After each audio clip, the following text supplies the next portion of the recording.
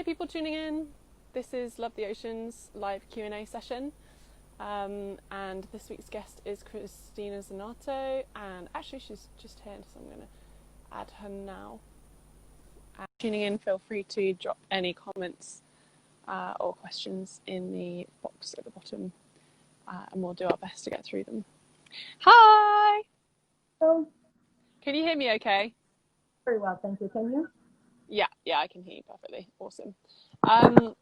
So for people tuning in now, do you want to just introduce yourself and what you do and who you are? My name is Cristina Zenato. I'm originally from Italy, but I've been living in the Bahamas for the last 26 years, particularly on Grand Bahama Island. By trade, I'm a scuba diving professional.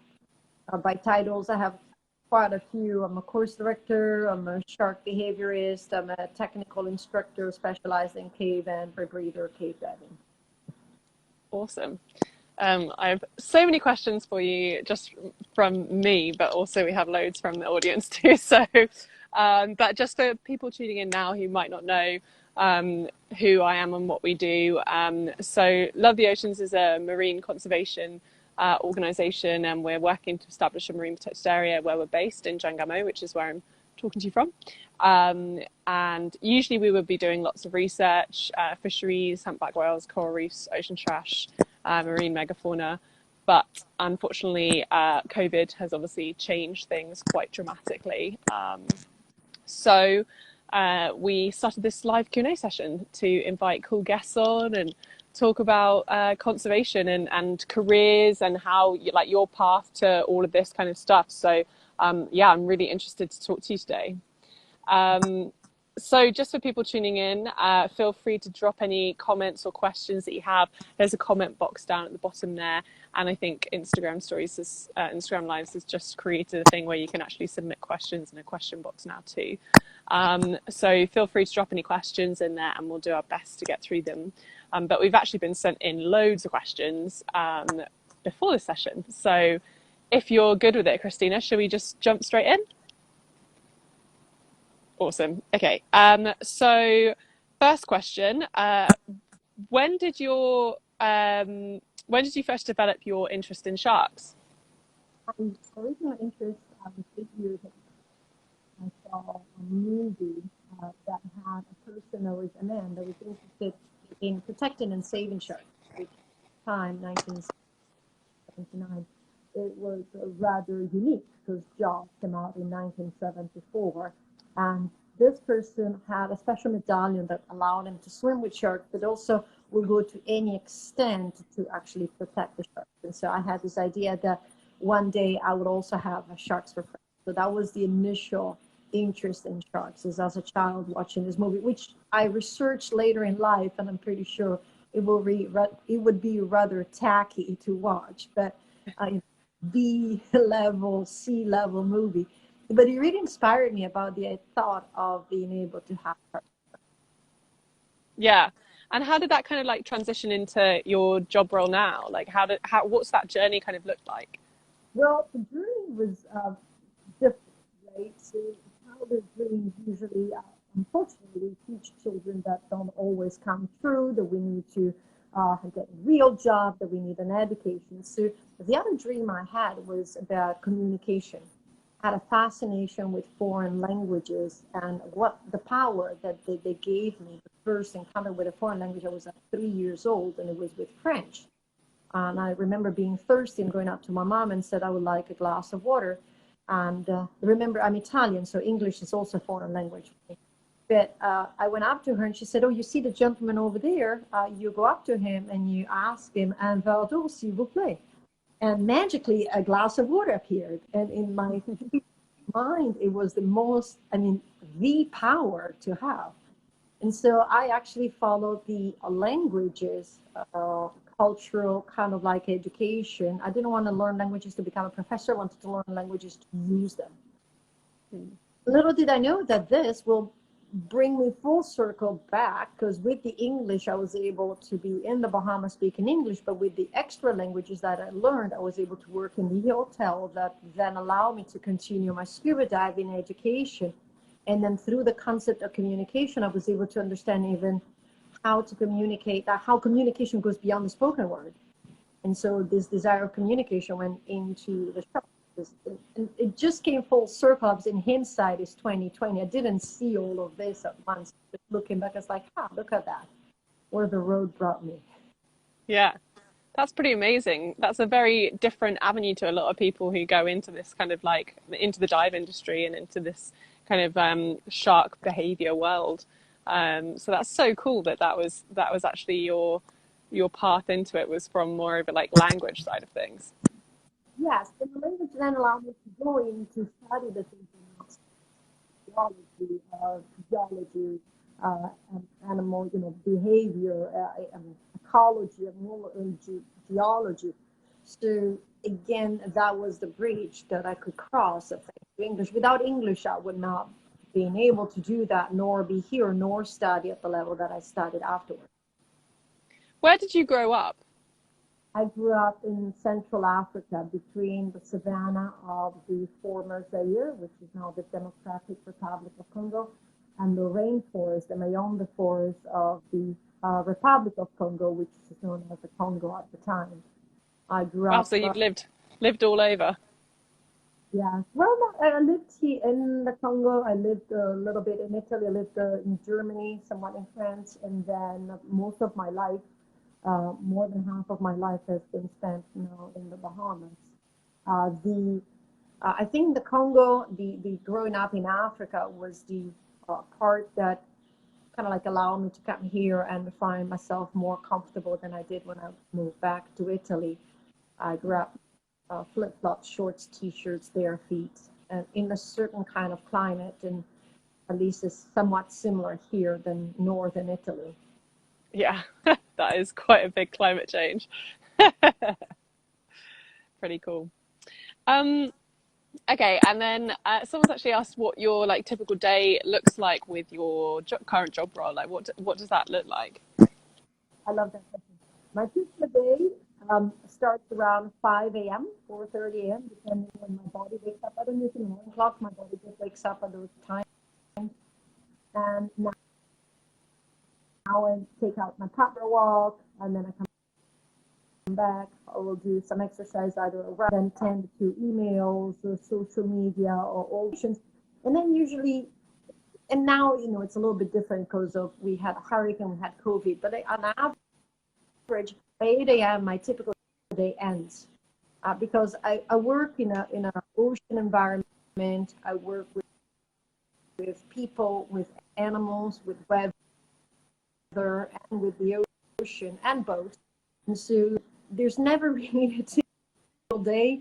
It tends to kind of like, oh, this is what I'm going to do today, and all the emergencies that I have to deal with. I spent training some more like a dive master instructor course. It could be a day spent in the that, let's say, would be the routine. And then he ends around 7 p.m., depending on what I'm teaching.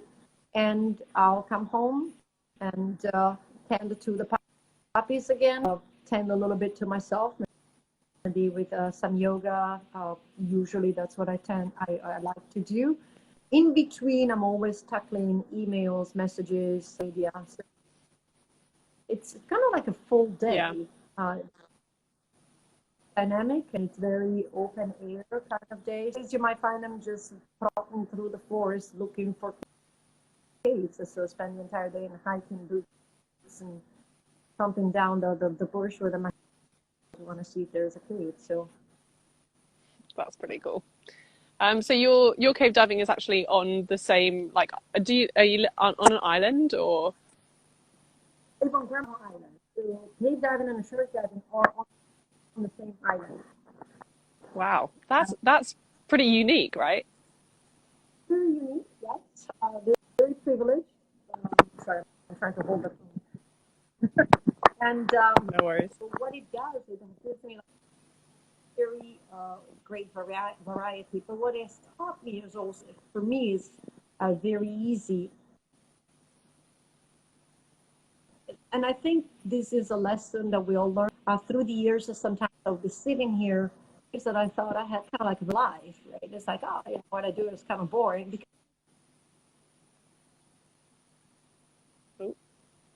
want to, You still there? go on an expedition.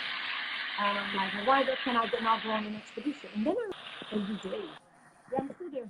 Did you miss me? I'm gonna end this live and start again. Hi, can you hear me? Yes. What do you mean you don't Yeah. know what happened? You're in Mozambique and I'm in the Bahamas. Very true.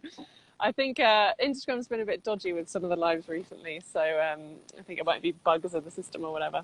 But at least we can talk now. So, but you were talking about how you could do cave diving and shore diving on the same island, which is pretty spectacular. Yes, cave diving and shark diving on the same day sometimes. I could do one in the morning, Wow. one in the afternoon, and how that taught me, how we can have exploration on our own backyard. And so that's what I started doing is I started living a life of expeditions and exploration right here where I live and absolutely love it. So I'm That still is, searching, finding places, looking for new opportunities, and I actually don't even have to move, which is for me really, really good. yeah, that's amazing. I've only ever done cave diving in the cenotes in Mexico in like Playa del Carmen area, and that was the only time I've done it, and it was amazing. Like cave diving is just a whole new, completely different. Like I remember when I first came up from cave, like the first ever cave dive I did, I came up and the instructor was like, "What do you think?" And I was literally just speechless because it is so different to any kind of saltwater diving that it's just like it's almost like a completely different sport. It's like incomparable because the conditions are just so different. It It's is. I mean, I amazing. have people asking me if I prefer sharks or caves, and I'm like, there's no comparison. They're two totally different things that I do at two totally different times. Yeah, yeah, completely different. And with cave diving as well, you can spend so long down there too, right? Well, I'm on a rebreather, so right now I can do up to 4 or 5 hour cave dive per dive. So I'll do one Wow, dive, and it can be up to 5 hour long. Yes. that's pretty To nice though. yeah, to do that on open circuit, which I've done it before, you have to carry quite a lot of tanks. And so what you have to do is prepare the day before and stage quite a lot of redundant gas. But with the rebreather, you carry 2 or 3 tanks, and you can do that kind of distance and that kind of time just with the amount of tanks that you carry on you. So it's actually pretty good. Yeah, that's pretty cool. Did you do a course for the rebreather then? Yes, you have to do a course for cave diving. I'm actually a cave diving instructor, so I also teach people how to do cave diving. You have to do a course for the kind of gear I'm wearing, which is side mount, and then you have to do a course for the rebreather. And the rebreather is a unit specific use usually. There's a couple of units that can be do a little crossover because they're very similar in functionality from the same production company. But like if I wanted to switch to a brand and a different kind of rebreather, I will have to do another course. Now, would it Wow. be easier? Of course, yes, because I already know how to use a rebreather, but I would still have to do the basic training on that specific unit. And I Yeah. use a special unit from a KISS. It's a sidewinder, so it's actually a side mount rebreather. That means I have nothing on my back. Everything is on the side of my body, including the tanks. So I can go in very low environment. And if I need, I can also swing my tanks forward and fit wherever my shoulders fit. Wow, that's pretty cool. Do you do many cave dives that are like that, like small to squish through? Yes and no. So the caves change, right? So we have a caves right now that is a side mount entrance. That means the first 200 feet, so the first 70 meters to go in, you could only go in if you were in side mount. But then once you're in, it opens up. But as I start exploring, there's some areas that to go through, I had to be not only in side mount, but also swing the tank forward. So the cave keeps changing. And then beyond that, I found rooms that are absolutely, like 12 meters to the ceiling and 20 meters wide, but then they go small again. So Wow. there's quite a lot of factors that determine what to wear. But in the Bahamas in general, we prefer cave divers to come in with side mount gear, whether it's open circuit or a breather, and that gives access to all of the cave. Do you ever worry about having to like turn around and coming back out and how to turn around in a cave in a small Well, area? it's part of the training. So the Okay. what you do is basically you evaluate. You sit there for quite a long time, and you try to evaluate how to commit, how to go in. But it's something that you evaluate as well. You're like, okay, I'm going in this way. If I need to back out, is my tank going to bump into something behind me? Am I going to become stuck somewhere? So we do all sorts of evaluations like that before we come in. And Yeah. sometimes they're still, not the best. So we have to change as we're in that position and just deal with it. Yeah. Yeah, definitely. Someone actually asked, with your shark diving, going back to the shark diving, with that diving, is that like mainly tourists? Is that mainly marine biologists? Is it kind of a mixture? Who does that diving with you mostly? Primarily, it's actually what I would say, tourist guests. So people that want to come and experience the sharks as a general, just maybe they never even seen sharks. But then I have a specific, let's call guests that want to come and do what I do. So we do a one-on-one course, and I put them in the change suit, and we learn to introduce them to the sharks and to the interaction and the behavior with them. And then through that, through, let's say, the paying guests, on the side, we can do science, research, the hook removals, and all of that. Unfortunately, that is the way right now we're paying for things to happen. But what I like is there's a lot of people from all over the world that come and do this. And I call them the ambassadors. They become ambassadors for the sharks, because the bridge between us is the English language, but then they may be coming from a country of which I don't speak the language. And so then they go back, and in their language, it can actually transfer even more information about sharks, about shark conservation, about shark diving, safety. And that information is something that I would never be able to reach if I only relied on English, because not everyone really speaks English. So I'm always excited when I have these guests coming from different parts of the world. Yeah, definitely. And they must have, it must be, do you get people that are kind of scared of sharks that are there to like try and face their fears, or is it mainly shark lovers that you have? I get both. I get people. So no, I rephrase that.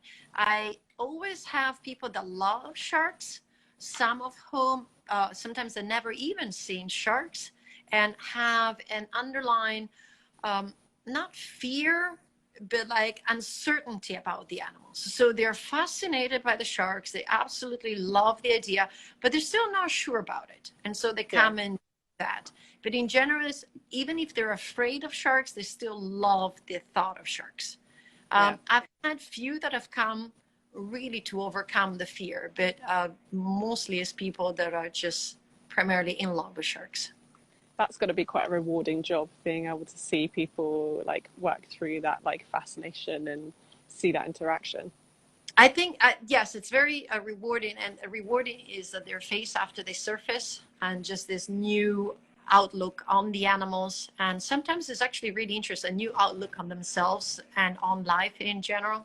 There's quite a lot to learn from being down there with the sharks, but it is very rewarding. Then receiving the message saying, oh, I show my video to the rest of my family and my 3-year-old niece and my 89-year-old grandmother, and everybody just did not know the sharks could do this, and they're falling in love with sharks. And so that is the most rewarding part, is when I receive those positive messages. So that one person created a ripple effect. It's like one stone cast in the water, but now they're touching 10, 15, 20, 30. The people went back to their country and ended up on TV talking about this experience. So now they become ambassadors in their country about sharks. And I think that is very, very good, very rewarding for me.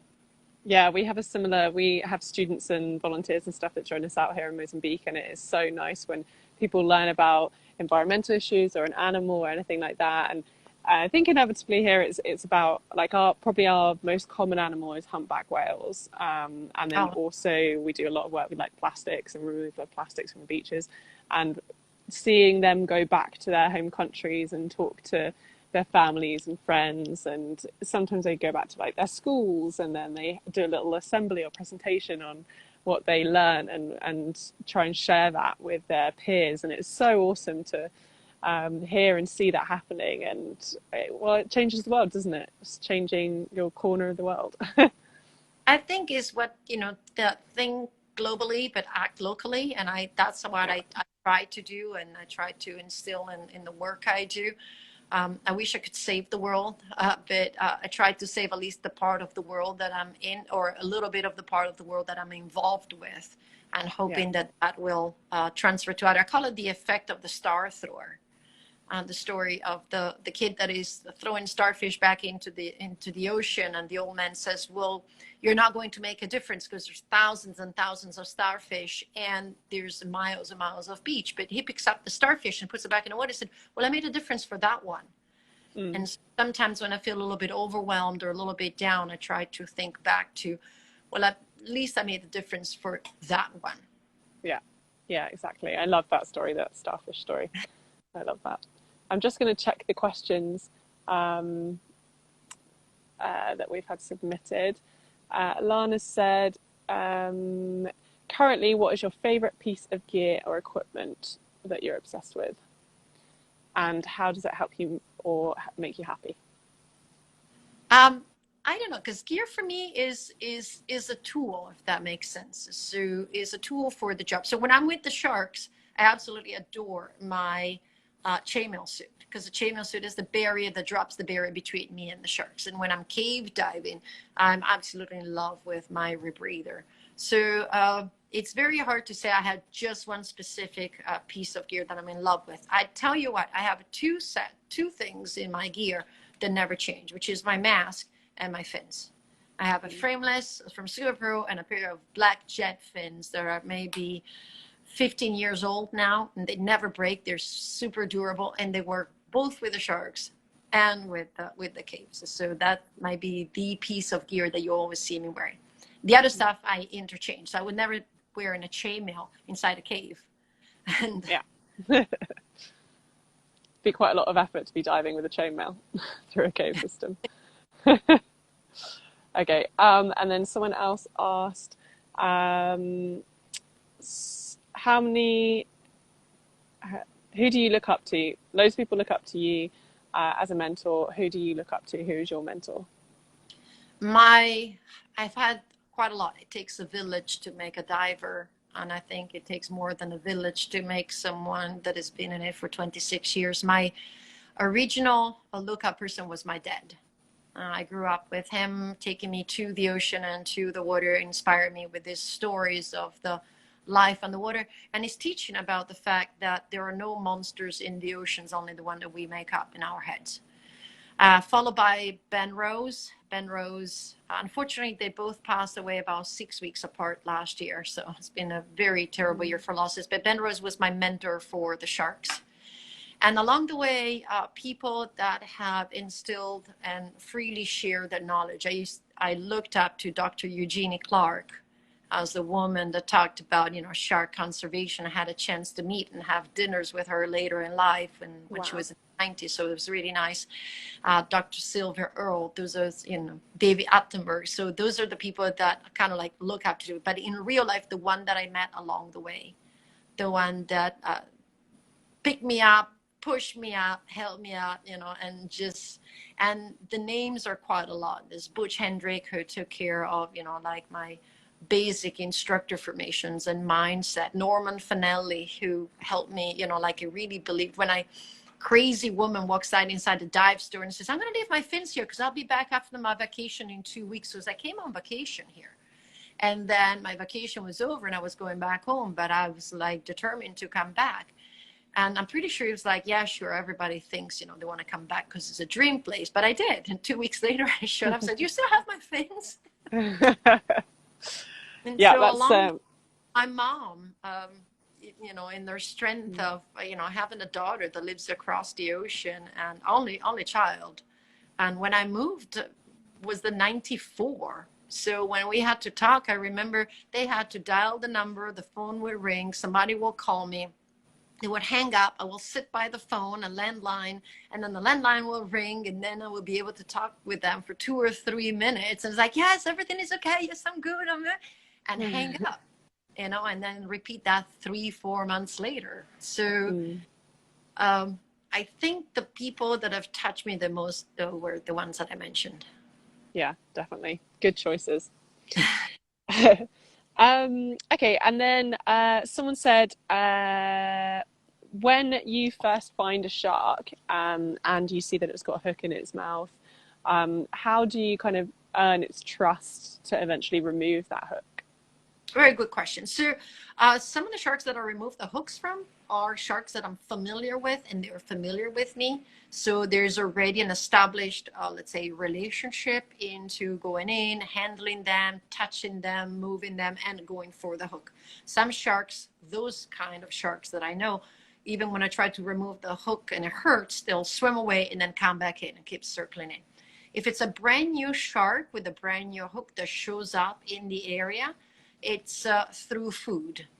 Like quite a lot of training and conditioning is done through that. So the first step is to convince this animal that although I'm, emitting all these weird sounds, because I'm pretty sure the bubbles have to be really loud, and I'm such a strange thing, that I'm trustworthy. And the second one is the last time they put something in their mouth, it did hurt, but this time it's not going to hurt. So it's just starting with this. I call it a dance. It's a ballet between me and the sharks, and I zero into the shark with the hook, and then try to have her or him come closer, and then see if they accept the food. Sometimes they don't even accept the food because the hook hurts, and it might take 1 dive or 10 dives sometimes. So it depends on the shark and where the hook is placed, and how much it hurts. The hooks that have like weights, also lures attached to it, are the hardest one, because not only there's a hook inside the flesh, but then it drags in the sand, or it might get bitten by another shark that thinks it's something that it's moving through the water. It hangs up to the reef, and so keeps pulling and hurting even more. So those are the sharks that are harder to convince. Usually they have more of an infection. If it's a simple hook, it's usually easier to convince the shark to come in. Yeah. How long do your shark dives usually last? The shark dive itself, where people just observe, is about 40, 45 minutes. If you're doing the one-on-one with me, is usually about an hour per dive, or gas dependent. So if I have a student that runs lower on gas, the sooner we're surfacing.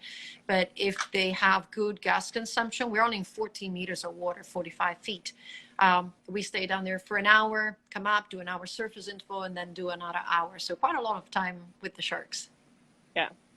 Yeah. Okay. And then someone's asked, is there the possibility to dive with you and learn more about sharks? Absolutely. Yes, that is something I love to do. Teaching is what I love to do. So you can find more about the courses, the different possibilities, a 3-day course, 1-day course. It's just a shark dive. You can go to my website, www.CristinaZenato, Cristina without an H, Zenato.com, and there has all the lists, the cave courses, the rebreather, the side mount, the sharks, and you can contact me through the contact button, comes straight into my email. And I'm always happy to answer all the questions you have. Obviously, you have to be a certified diver. You cannot be just a resort diver. It has to have a minimum open water diver certification. Nice. Okay.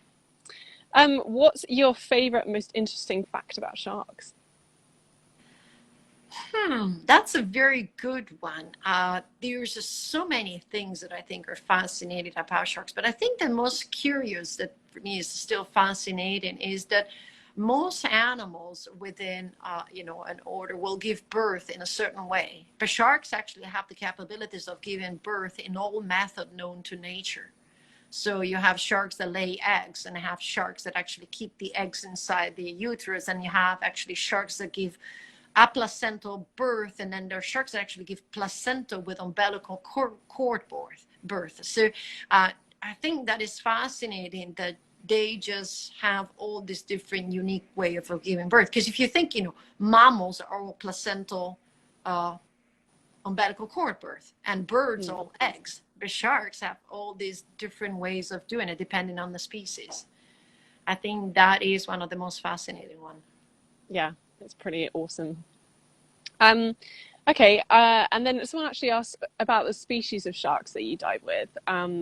I didn't actually see the species of sharks in the images, but what species of shark do you normally dive with? And would you ever do a similar kind of dive with like white sharks? Very good question. So I dive with Caribbean reef sharks, and sometimes the nurse sharks come into the area as well, but we don't interact with the nurse sharks the same way. I've dived all over the world, including here in the Bahamas. The Bahamas alone, we have great hammerheads, bull sharks, oceanic white tip, tiger sharks, lemon sharks, nurse, black tips. I mean, quite a huge variety. So I dive with all those types of sharks here in the Bahamas. But the answer to the other question is no. I'm a firm believer that one size does not fit all. And so what we do with a species in a certain environment does not necessarily mean we can do that with even the same species in a different environment, or even worse, with a different species in a different environment. In this case, a great white, for example, size does matter. You can't welcome an animal of that size into your lab. They're way too big, and they are of a predatory kind in which we could be damaged by their presence. So no, absolutely not. I wouldn't even try to put a tiger into my lab. Yeah. One size is not. And also those species of sharks don't tend to school as much, right? Like you can get reef sharks all together, but I don't think I've ever seen white sharks in that kind of like grouping. Also some tigers, and the other thing is just remember Caribbean reef sharks have buccal pumping, so they can sit on the ocean floor pumping their gills, so can nurse sharks and lemons. But great whites is actually one of the few species that has to continually swim in order to run ventilate.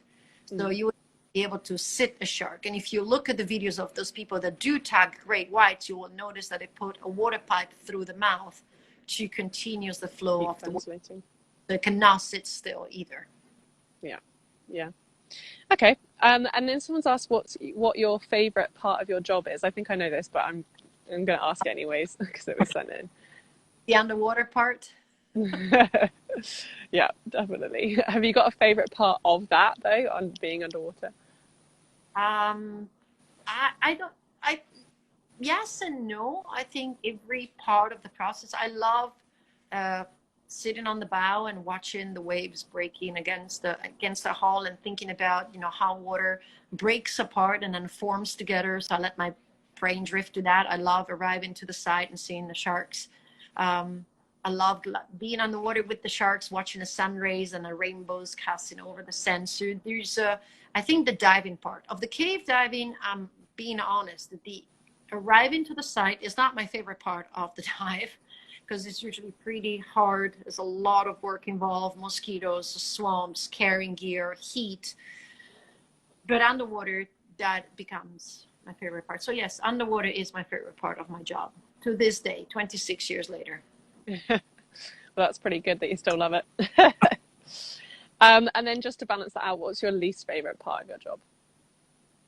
I think it's the least favorite part is the biggest part, the one that people don't see, which is the time put in to prepare, the time put in to repair, to research, to study, when actually it's not the least favorite, because I love that as well. I think the least favorite is the handling of all the other parts, the emails, the social media, the connections, and having to sit there and fix all the things that are wrong, and dealing with things at the last minute, and adapting to the weather and adapting to the changes.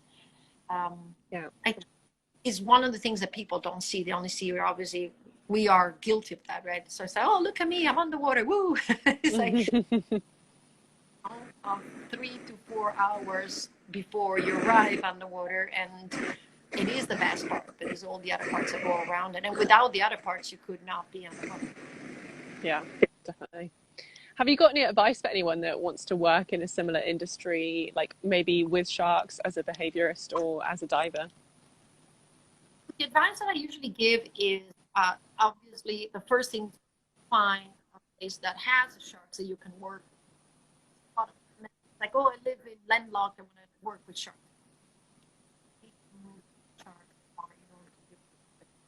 The second one is, I think, do not listen to the naysayers.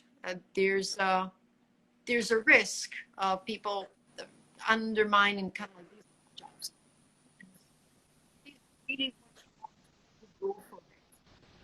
But understand there is a price to pay. So go for what you really want to do, and don't worry about what you should do. that people tell you, if that makes sense. Yeah, definitely. Ignore them when they say, when are you going to get a real job? Which is like the most common thing said to people that work in these industries. Yeah. Okay, there's been a couple of more questions submitted. So someone said, what path do you recommend to work with sharks? Do you have a recommended path? The path, there's different paths. I actually, like I said, I follow dive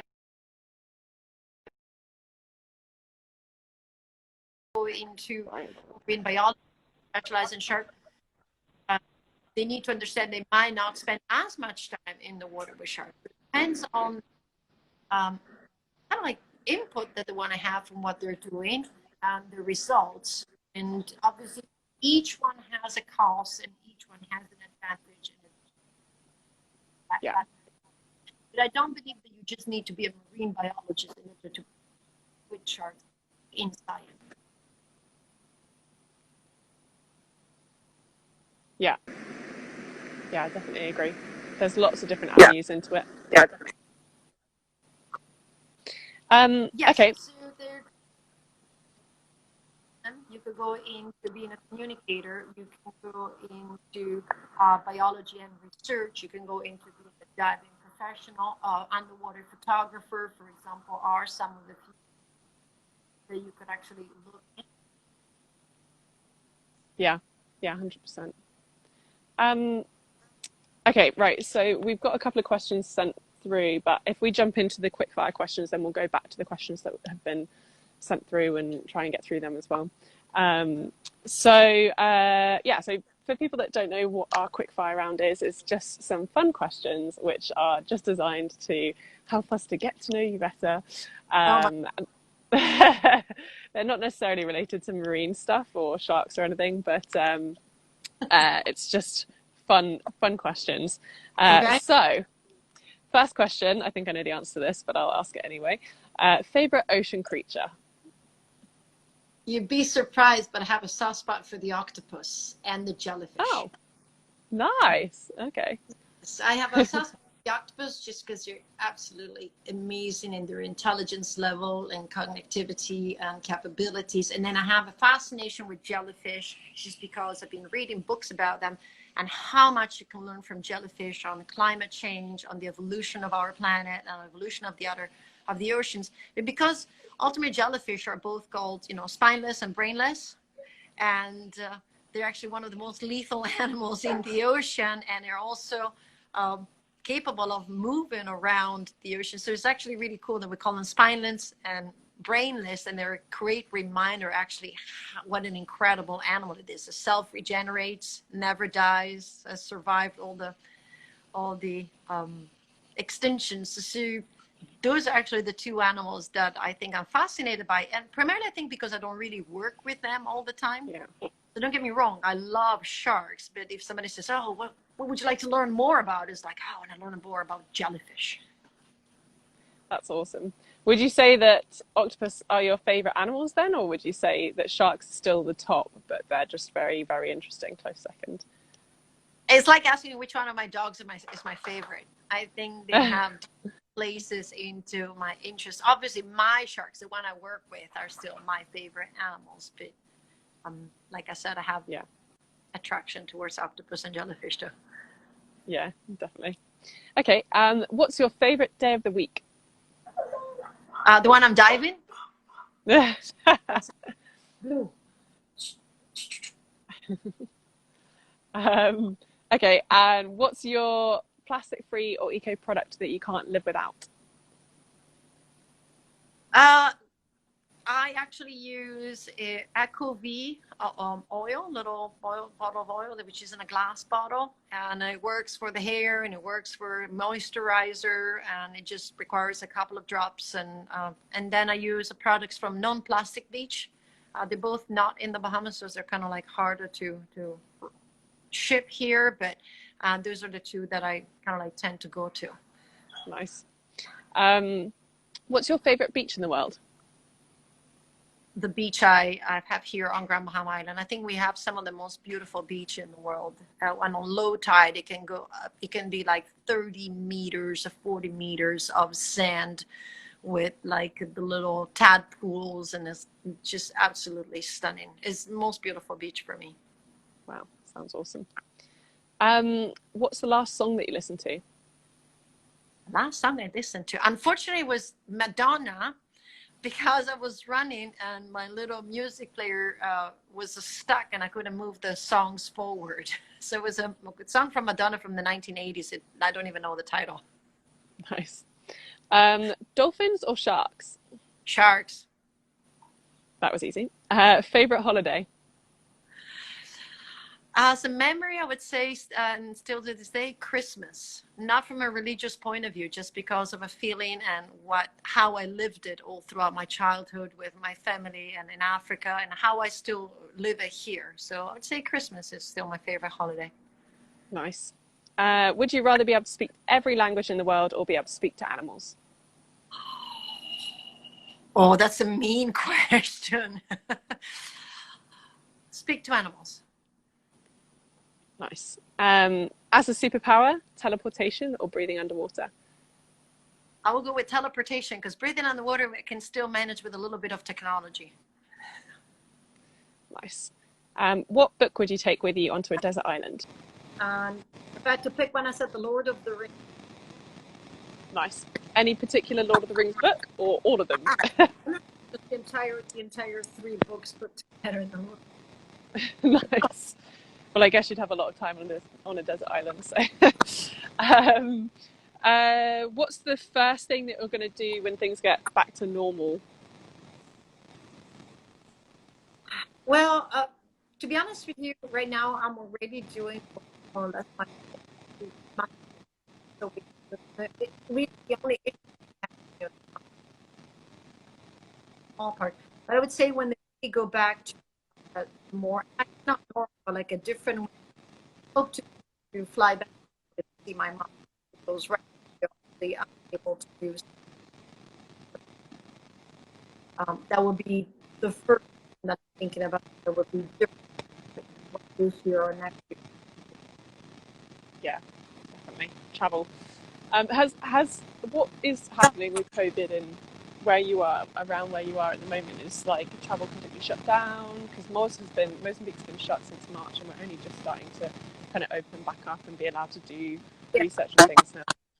So in March, when the first wave are going through Europe, Bahamas first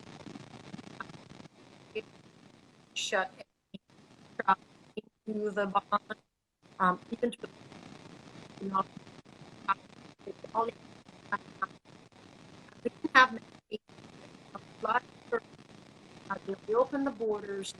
Within 2 weeks, our numbers went really, really high. So the Bahamas went back into another major lockdown, this island as well. And it was even harder than the first lockdown. And then slowly, all of the islands,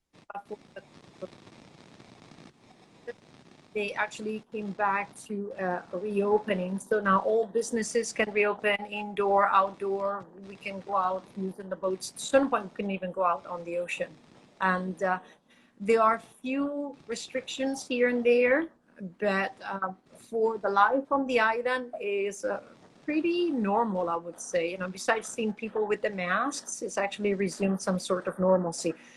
Normalcy into quotes, because we were also recovering from the destruction of Hurricane Dorian. So the island was already struggling with missing some areas and some shops and some places where we even get hardware, for example, up to a week ago. One of the hardware stores was open a week ago from September last year. We're planning to reopen. We're kind of open. The people that come in have to quarantine for 14 days. Now, starting November 1st, it's going to be you can come in under a negative COVID test and you don't have to quarantine. So hopefully we will start having some traffic of people coming in still after their test.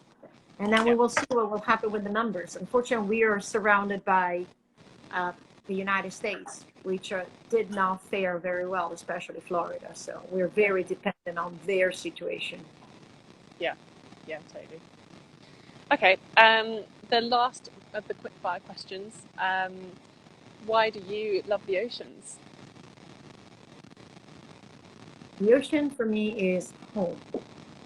It's a place where I find myself comfortable. It's a place of healing. It's a place of inspiration. It's a place of cleansing and invigorating. Good. Primarily when I'm in the ocean, I feel like I'm at home. I found my place. Nice. Great answer. Okay, so anyone watching, feel free to submit any questions in the comments box now. And just since we've reached the end of the questions, so to wrap up, do you have any like upcoming projects that you want to talk about, or anything that people need to look out for on your social medias, or anything like that? Yeah. So in January 2019, I founded a nonprofit called People of the Water. You can find it at pownonprofit.org, or it's on Instagram and Facebook as People of the Water. And on that one, you can actually see more of the exploration and conservation work related with caves and sharks that you might not know more on my professional site. And through this nonprofit, we're trying to expand the outreach of the exploration, the education, and conservation that we want to do within the Bahamas, especially protecting waterways, underground drinking water, and then expand into shark conservation through a project that unfortunately COVID put off to the side until next summer. But that is one. The upcoming projects are quite a lot. We're testing some gear to put inside the caves. Disclose that in maybe a week time with pictures and videos of those instruments. And then the next one is finding out where these Caribbean reef sharks that I've been following for so many years actually live their youngs, because we really don't know where the puppies stay when they're born. So that is my next quest, is I want to know where the babies go. And so maybe we can protect also that area before they come into the ocean. Provided the sharks in the Bahamas are completely protected since 2011. Yeah. So that means shark finning is illegal? Shark finning, shark fishing, even landing a dead shark is illegal. So if you accidentally kill a shark, you have to throw it back in the water. Some people frown upon that, but I think it's a very good rule, because it kills the giant loophole where somebody can say, oh, sorry, today I accidentally killed the 10 sharks. So I'm just going to land. You cannot land a dead shark. If you accidentally kill one, you just need to dehook and let it go. And if it's on land, which happened before, you can call the police. Nobody can do anything. Yeah. That's pretty cool. In Mozambique, we have a lot of shark finning. It's actually why I started the organisation to put a stop to that. So unfortunately, it's something that we're very familiar with here, but conservation organisations working to stop that are super important. So awesome that you're doing your non-profit, and everyone should check that out. Any other projects that you want to talk about or anything like that before we wrap up? But my post is usually, and it answers the cave and shark. And you can see like where the work is going, where the progress. And quite a lot of them are fairly long term. So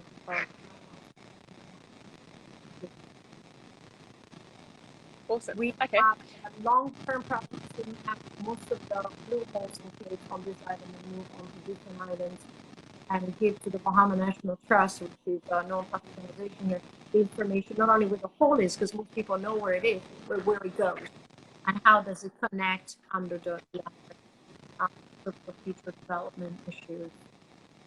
Yeah, that's awesome. Cool. Okay, well, people that have tuned in and missed the previous sessions, I realise this is the third session this evening, I'm going to push them all together and then put them onto our YouTube so that people can check that out there. That had some really cool career tips in there, and also you should be able to watch all of the sessions immediately on our IGTV and on our Instagram as well. So if you're tuning in now and kind of wondering what this is about, then you can check them out and rewatch it all there as well.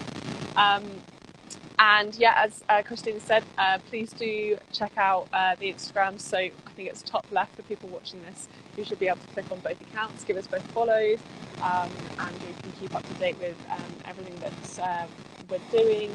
And yeah, thank you so much for joining. I'm so sorry about the internet issues, but it was lovely talking to you. And hopefully, well, if you ever want to come to Mozambique, then do hit me up and send a message and come and see the sharks that we have this side. Although I don't think we've got quite as plentiful as you guys. You've got some protection there, which is awesome. But it's different. Always want to put something to something different. That's what I've done to build my travel and met other people that work with to see how they with their background knowledge. So yeah, wasn't so much. Yeah, well, you're welcome anytime. Thank you so much for joining this evening. Oh, thanks. Yeah, definitely on my list. Definitely. Thank you so much for joining. Thank you. Have a great day. Bye-bye. Ciao.